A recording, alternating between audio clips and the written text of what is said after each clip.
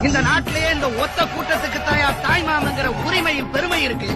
மானத்துக்காக எதை வேணாலும் விட்டு கொடுப்பான். நான் தலையே போனாலும் தாய் மாமா உரிமையை விட்டு கொடுக்க மாட்டேன்.